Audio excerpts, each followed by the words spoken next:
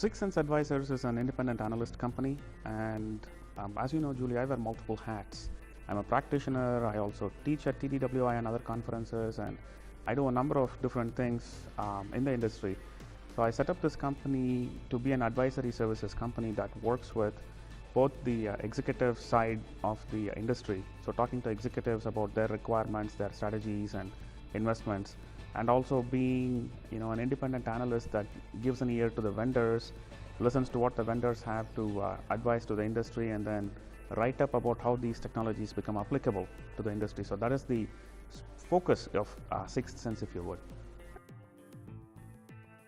The new book that I have written is called Data Warehousing in the Age of Big Data, and it is completely focused on helping the industry evolve and understand what is the role of big data in data warehousing. But there is a lot of confusion today that the data warehouse is dead, business intelligence is gone, investments that companies have made over a large number of years, if you would, is completely now going to be thrown away, and it gives a lot of sleepless nights to a lot of executives as well as people who are actually developing these systems. So the goal of the book is to clear that confusion and help drive a maturity curve, if you will, to say here is what big data is, here is where the data warehouse impacts from big data are, and how do you use this new technology to build the future. So data virtualization has been there before we started talking about the concept of a logical data warehouse, right? The whole idea of being able to use different platforms in a heterogeneous system. So I have an Oracle database, a SQL Server database, a Teradata database. I also have some legacy platforms, and then I have middleware from TIBCO or IBM. So let's assume this is the overall pieces of fragments in a large enterprise.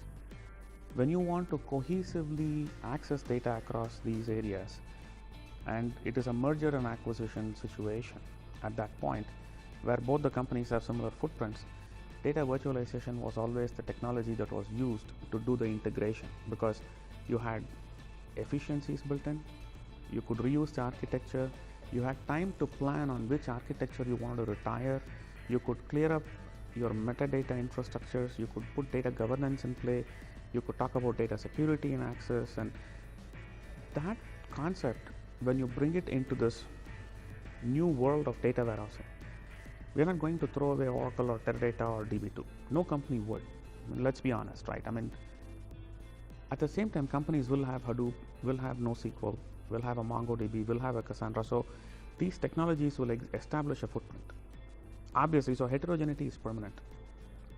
There is two ways in which you can connect data across these two enterprises, right? I mean, you've got two different platforms.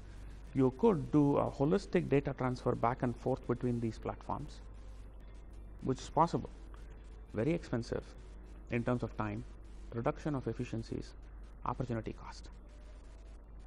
So if we flip the charts around and say, let's put a virtualization layer and build the bridge that becomes the plug-in between the two, now all your existing investments that you made till date are leveraged out of the box. So virtualization is going to be one of the biggest game changers for the future. I mean, I firmly believe in that. I mean, with the concept of Gartner's logical data warehouse and companies wanting to do virtualization now, it's only a matter of time. It's not will it succeed, it's when will it succeed. So it's not a matter of should people be doing it, it is how soon should they be doing it, right? So it gives you an option to have your cake and eat it too, and it is still metadata driven, it is still very powerful, it is still the bridge. I mean, all the good stuff is still there, right? So I think that is why, in my opinion, data virtualization is a technology that people should definitely pay attention to, especially in the world of big data. This is your first starting step to get successful.